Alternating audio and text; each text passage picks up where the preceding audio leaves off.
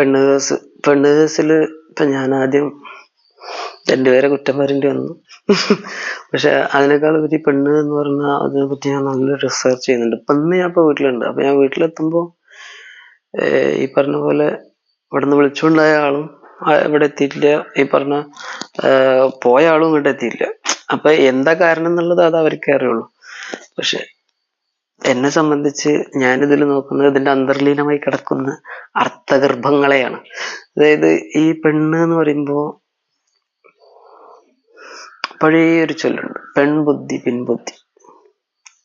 ഞാൻ പറഞ്ഞതല്ല, എന്റെ അച്ഛച്ചന്റെ അച്ഛച്ചന്റെ അച്ഛച്ചന്റെ അച്ഛച്ചന്റെ അച്ഛച്ചന്റെ അച്ഛച്ചന്റെ മീൻസ് എത്രയോ കാലങ്ങൾക്ക് മുമ്പ് പറഞ്ഞിട്ടുള്ളൊരു സംഭവമാണ്.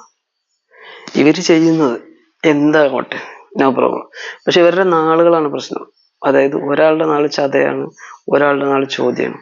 ഈ രണ്ടു കൂട്ടരെ കൊണ്ടും എനിക്ക് ഗുണമുണ്ടായിട്ടുണ്ട്, ദോഷം ഉണ്ടായിട്ടുണ്ട്. അത് വിഷയമില്ല.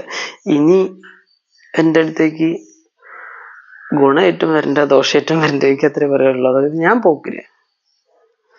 പിന്നെ അതവിടെ നിൽക്കട്ടെ. അവരായിട്ടുള്ള കാര്യങ്ങളൊക്കെ ഇനി നേരിട്ട് ആവുമ്പോൾ നോക്കാം. ഇന്നലെ ചേച്ചിയുടെ മോളുടെ MBA ഒരു ട്രീറ്റ് ഉണ്ടായിരുന്നു. അപ്പൊ അതിനു വേണ്ടി പോയി. അപ്പൊ അവിടെയും ചേച്ചി ഒരു പെണ്ണാണ്, മക്കള് 2 പെൺകുട്ടികളാണ്. അപ്പോ അവർക്കും ഓരോ നാളുകളുണ്ട്, അവർക്കും ഓരോ സ്വഭാവങ്ങളുണ്ട്. ഇതിലൊക്കെ തന്നെ വേറൊരു സംഭവമുണ്ട്. നമ്മുടെ വാത്സല്യായനം പറയണ പോലെ ഈ സ്ത്രീകളില് 4 ഐറ്റം, ശങ്കിനി, ചിത്രിണി, മോഹിനി, അങ്ങനെ പറഞ്ഞ 4, പിന്നെ അത് കഴിഞ്ഞിട്ട് 9 ഐറ്റം. ഇതൊക്കെ ഉണ്ടെങ്കിലും നമ്മുടെ ഫാമിലിയിലുള്ള ആളുകൾ ചില പെണ്ണുങ്ങൾ അടുപ്പിക്കാൻ പറ്റൂല. സത്യമാണ്, ചില പെണ്ണുങ്ങൾ അടുപ്പിക്കാൻ പറ്റില്ല. പക്ഷെ അത് സ്വന്തമാണെങ്കിൽ എന്ത് ചെയ്യും? എല്ലാവർക്കും എല്ലാ ഐറ്റം നാളുകളും സ്വന്തമായിട്ടുള്ള ബന്ധം വരൂല. അത് അവരുടെ കർമ്മം, അവരുടെ രീതികൾ, അതിനെ ബേസ് ചെയ്തിട്ടേ വരുള്ളൂ. എന്നെ സംബന്ധിച്ച് സ്വന്തമായിട്ടുള്ളത് ഇപ്പൊ 2 നാളുകാരാണ്. ഒരു നാളുകാരിനെ നമ്മൾ സ്വന്തമാക്കാൻ നോക്കി അതിനെ കൊണ്ടുപോയി പുറത്തേക്ക് വിട്ട്. അപ്പോ പിന്നെ ബാക്കിയുള്ള എല്ലാവരും നമുക്ക് സ്നേഹമുള്ളൂ. അപ്പൊ നല്ല ഞാനീ പറഞ്ഞ പോലെ അവരുടെ വീട്ടിൽ പോയി അത്യാവശ്യം നർമ്മ സംഭാഷണങ്ങളും പറഞ്ഞ പോലെ എന്താണ് ഒരു ചീട്ടുകളി ഉണ്ടായിരുന്നു. അതും എല്ലാം കൂടെ ആയിട്ട് നല്ല ഗംഭീരമായിട്ടുള്ളൊരു ദിവസം തന്നെയായിരുന്നു. എന്നാ അവർക്കൊക്കെ ഓരോ സ്വഭാവമുണ്ട്. പിന്നെ പിള്ളേരാണെങ്കിൽ വളർന്നു വരുന്നേ ഉള്ളൂ. അവരിനി വളർന്നു വരുമ്പോൾ അവരുടെ സ്വഭാവ രൂപീകരണം ശരിയായ രീതിയിലായിരിക്കും. ഭയങ്കര രസമാണ്. എത്രയോ കാലങ്ങളെ ഒരുത്തി ചെറുപ്പത്തിൽ, ഞാൻ മാമനാണല്ലോ, ഒരുത്തി ഞാൻ ചെറുതാണ്.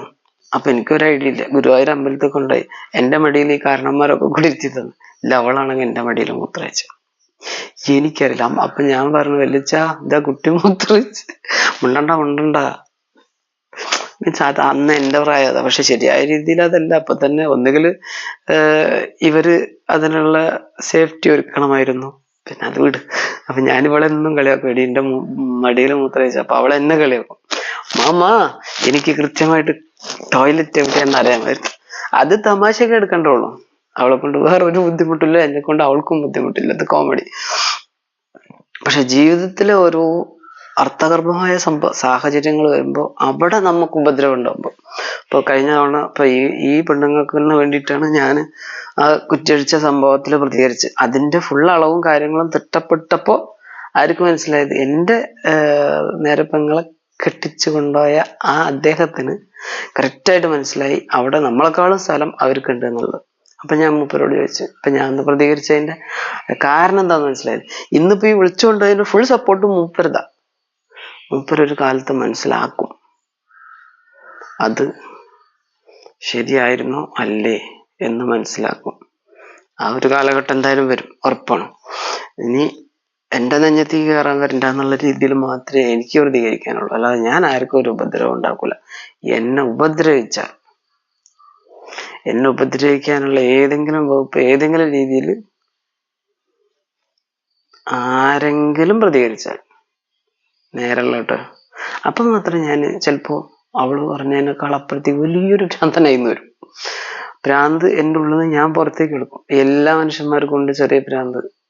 എല്ലാ മനുഷ്യന്മാരിലും ഉണ്ട് നല്ലതും ചീത്തതും എല്ലാ മനുഷ്യന്മാരിലും ഉണ്ട്. അല്ല, അമ്മേനെ പറ്റി പറയുകയാണെങ്കിൽ ഇത്തിരി നല്ലൊരു സ്ത്രീ വേറെ ഇല്ല. കാരണം എല്ലാം കൊണ്ടും അത്രയും നന്നായിട്ട് കുടുംബത്തിന് വേണ്ടിയിട്ട് ഇതാക്കിയിട്ടുണ്ട്. പെങ്ങളെ പറ്റി പറയുകയാണെങ്കിൽ ഞാൻ പറഞ്ഞല്ലേ, നല്ല സ്ത്രീ തന്നെയാണ്. എനിക്ക് വല്യച്ഛൻ്റെ മക്കള്, വല്യച്ഛൻ്റെ ഭാര്യ, അങ്ങനെയുള്ള കുറേ സ്ത്രീകളുമായിട്ട് അവരുടെ അമ്മമാര്, അതിൻ്റെ അമ്മമാര്, അങ്ങനെ കുറേ ഞാൻ കണ്ടുവന്ന ഒരുപാട് പെണ്ണുങ്ങൾ പലരും നല്ല നല്ല നല്ല നല്ല കാറ്റഗറിയിലുള്ളതാണ്. പക്ഷെ ഇവരിലൊക്കെ ഈ ഗുണവും ദോഷവും എല്ലാവരിലും ഉണ്ട്, എന്നിലും ഉണ്ട്. ഇതൊക്കെ ഞാൻ എന്തെങ്കിലും ഇപ്പൊ പറയുന്നുണ്ടെങ്കിൽ എന്നിലും ദോഷമുണ്ട്. ദോഷമില്ലാത്തൊരു മനുഷ്യ ഇവിടെ ഇല്ല. മിസ്റ്റർ സനൽ ദാസ് എല്ലാം തെളിഞ്ഞവനല്ല. ഉള്ളിൽ കറുപ്പുണ്ട്, വെളുപ്പുണ്ട്. എല്ലാവരിലും ദോഷവും ഗുണമുണ്ട്. അപ്പോ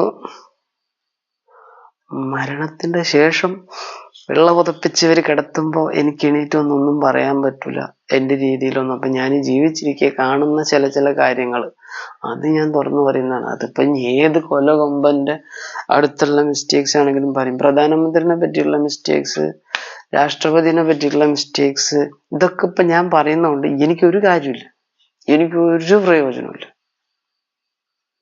മുഖ്യമന്ത്രി ചെയ്തു വെച്ച മിസ്റ്റേക്സുകൾ, നിലവിൽ ബാക്കിയുള്ള ഓരോരോ ഉദ്യോഗസ്ഥന്മാർ ചെയ്തു വെക്കുന്ന മിസ്റ്റേക്സുകൾ ഒന്നും ഞാൻ അവരുമായിട്ട് നേരിട്ട് ബന്ധം ഇല്ല. പിന്നെ കോടതിയിലും വക്കീലന്മാരും ഇപ്പൊ എന്റെ വക്കീലിനെതിരെ ഞാൻ തന്നെ പരാതി കൊടുത്തിട്ടുണ്ട്. എപ്പോ എനിക്ക് ഇഞ്ചക്ഷൻ അടിക്കുന്നതിന് മുമ്പ്. അതിന് ശേഷമാണ് അത് DGPക്ക് കൊടുത്ത പരാതി. എന്നിട്ട് ആളെ അന്വേഷിക്കാൻ വിട്ട സമയത്താണ് പിന്നെ എനിക്ക് ഇതിന്റെ സത്യം പറഞ്ഞ മെമ്മറി ലോസ് ആയിട്ടുണ്ടായിരുന്നു. പിന്നെ ഞാൻ ആലോചിച്ചെടുത്തു അതെന്തായിരുന്നു സംഭവം, കറക്റ്റായിട്ട് മനസ്സിലായി. ആ പരാതി നമ്മൾ എന്ത് ചെയ്തു, ഒരു മൊഴിയാക്കിയിട്ട് അവിടെ ഒതുക്കി വെച്ചു. പക്ഷെ അത് കോടതി കയറൂട്ടോ, ആവശ്യമെങ്കിൽ കോടതി കയറും. അങ്ങനെ വരുമ്പോ പെണ്ണ് കേസിലേക്ക് തന്നെ വരണം. നമ്മളിപ്പോ വക്കീലിന്റെ അടുത്തേക്ക് പോയിട്ട് കാര്യമില്ലല്ലോ. പെണ്ണ് കേസ് എന്ന് പറഞ്ഞാല് നമ്മുടെ കൂടെയുള്ള പെണ്ണുങ്ങൾ ആരിനായാലും സ്നേഹിക്കുക.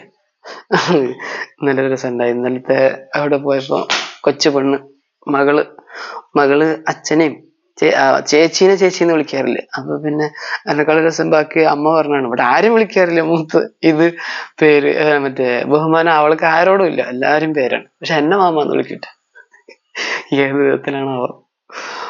അപ്പോ അങ്ങനെ അത് അവളുടെ ഒരു കൾച്ചർ, അത് നമ്മൾ അംഗീകരിക്കണം, അതിനെ അക്സെപ്റ്റ് ചെയ്യണം, അതില് ജീവിക്കണം. ഇനി വേറൊരു മരോളുണ്ടെങ്കിൽ അതാണെങ്കിൽ ഫുൾ മേക്കപ്പ് ആർട്ടിസ്റ്റ് ആണ്. എത്രയാ മേക്കപ്പ് ഇട്ടിട്ടുണ്ട് എന്റെ പൊന്നോ. ആളിച്ചിരി നിറം കുറവാണെങ്കിൽ ആള് സുന്ദരിയ, പക്ഷെ അവള് വീണ്ടും വേറൊരു രീതിയിൽ മതി. അത് നമ്മൾ അക്സെപ്റ്റ് ചെയ്യണം, എല്ലാം അക്സെപ്റ്റ് ചെയ്യണം. പക്ഷെ ഓരോരുത്തരെ തലയിൽ കയറുമ്പോ, ഇപ്പൊ എന്റെ തലയിൽ ഒരു തവണ കയറി, അതും തലച്ചോറിലാണ് പണി വന്നത്. വെറുതെ വന്ന് തലയ്ക്ക് കൊട്ടി പോവാണെങ്കിൽ നോ പ്രോബ്ലം, തിരിച്ചൊരു കൊട്ട് കൊട്ടിയാൽ മതി. പക്ഷെ ഇവര് ആളുകളെയും പിടിച്ച് പോലീസിനെ വിളിച്ച് ഡോക്ടറെ അടുത്ത് കൊണ്ടുപോയിട്ട് അടിച്ച ഇഞ്ചക്ഷൻ. ഈ സംഭവം നല്ല ഡോക്ടറാണ്. ഒരു വയലന്റ് ആയിട്ടുള്ള പേഷ്യന്റിന് ഈ ഡോക്ടർ അടിക്കണ മരുന്ന് വളരെ ഉപകാരപ്രദമാണ്. കാരണം അവന്റെ വയലൻസ് പോയി കിട്ടും. ഞാൻ വയലന്റ് ആയിട്ടല്ല പോയത്, വയലന്റ് ആയിട്ടുമില്ല. എന്നെ വയലന്റ് ആക്കുന്ന സാഹചര്യങ്ങൾ സൃഷ്ടിച്ചപ്പോൾ ഞാൻ കുറച്ച് വർത്താനം പറഞ്ഞു. ഇത്ര മാത്രമേ ഉള്ളൂ, അത്ര മാത്രമേ സംഭവിച്ചിട്ടുള്ളൂ. ഇത് ഇനിയും അങ്ങനത്തെ ഒരു സാഹചര്യമൊക്കെ വന്നു കഴിഞ്ഞാൽ എന്റെ അവസ്ഥയ്ക്ക് അനുസരിച്ച് ചിലപ്പോൾ പ്രതികരിച്ചെന്ന് വരും. അത്രേ ഉള്ളൂ. എന്താണോ ഞാൻ എത്രത്തോളം ആ വിഷയത്തില് എത്രത്തോളം ഞാനത് കൈകാര്യം ചെയ്യുന്നുണ്ട്, അതിലെത്രത്തോളം അതിനെ ക്ലിയർ ആക്കണം, അതിനു വേണ്ടിയിട്ട്. അതിനിപ്പോ ബിസിനസ്സിലായാലും ചിലപ്പോൾ നമ്മൾ വയലന്റ് ആയിന്ന് വരും. എങ്ങനെ ആ ബിസിനസ്സിനെ ആരെങ്കിലും മോശമായ രീതിയിൽ ചിത്രീകരിക്കാനോ അതിനോ നിന്ന് കഴിഞ്ഞാൽ നമ്മൾ വയലന്റ് ആവും. പക്ഷെ വയലന്റ് ആവാന്ന് പറഞ്ഞാല് അത് നല്ല നിയമപരമായിട്ടായിരിക്കട്ടെ. അതിനെ തടുക്കാൻ ഞാൻ ചെയ്യുന്ന ബിസിനസിന്റെ അല്ലെങ്കിൽ ഞാൻ ചെയ്യുന്ന ബാക്കിയുള്ള കാര്യങ്ങളുടെ അതിന്റെ എതിരെ പ്രതികരിക്കാനായിട്ട് ഒരാൾ വരുമ്പോ അവര് ശരിക്കും മനസ്സിലാക്കാതെയാണെങ്കിൽ ചിലപ്പോ പണി കിട്ടും. അതിപ്പോ അതാണായാലും ശരി പെണ്ണായാലും ശരി. പക്ഷെ പെണ്ണിനെയാണ് നമ്മുടെ ഭൂമിയിൽ കാരണന്മാര് പണ്ടേ പറഞ്ഞു വെച്ചിട്ടുള്ളത്, പെൺബുദ്ധി പിൻബുദ്ധിയാണ്. ഈ പെൺബുദ്ധി പിൻബുദ്ധി എന്നുള്ളത് ഒരു കാരണവശാലും മാറ്റാൻ പറ്റില്ല. അതിനിപ്പോ നമ്മൾ പോവാറുള്ള ബ്രഹ്മകുമാരീസിലായാലും ശരി, വലിയ വലിയ ആശ്രമങ്ങളിലായാലും ശരി, നോർമലി വീടുകളിലുള്ളവരായാലും ശരി, എല്ലായിടത്തും ഇത് തന്നെയാണ് അവസ്ഥ. ആണുങ്ങള് ആണുങ്ങളായി നിന്നിട്ടില്ലെങ്കിൽ പണി പാളും.